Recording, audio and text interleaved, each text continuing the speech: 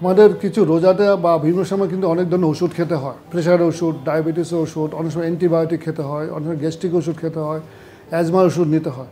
তো রোজাতে যেহেতু ওষুধ খাওয়ার আমাদের রেস্ট্রিকশন থাকবে, তাহলে রোজার আগ দিয়ে কিন্তু আমাদের চিকিৎসক সাহেব পরামর্শ করে যেগুলো আমাদের ডাবল ডোজ অথবা দিনে 2বার ওষুধ খেতে হয়, সেগুলো আমরা কোনো কোনো ক্ষেত্রে কিন্তু একবারে সুইচ করতে পারি, অথবা 2বার যদি খাই তাহলে আমরা একটা সেহরির সময় একটা ইফতারের সময় খেতে পারি।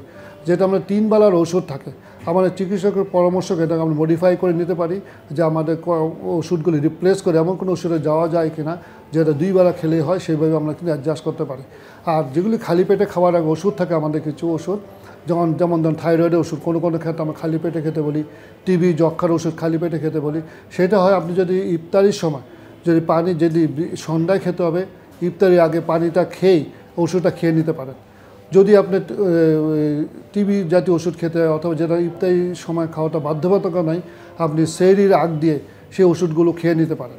সো ওষুধ খাওয়ার ব্যাপারে বলবো আপনার ওষুধগুলো 2 ভাগ করে, যেটা আমরা সকালে ইউজুয়ালি খাই, নর্মালি আমরা চেষ্টা করি বা বোঝাতে চাই সেটা আমরা ইফতারির সময় খাবো। যেটা আমরা রাতের বেলা খাই সেই ওষুধটা মেইনলি আমরা সেহরির সময় খাই। এইটা হলো আমাদের একটা সাধারণ পলিসি। তবে ক্ষেত্র বিশেষে পরিবর্তন হতে পারে। আপনার চিকিৎসকের সাথে কথা বলে অবশ্যই ওষুধের টাইমটা ঠিক করে নেবেন।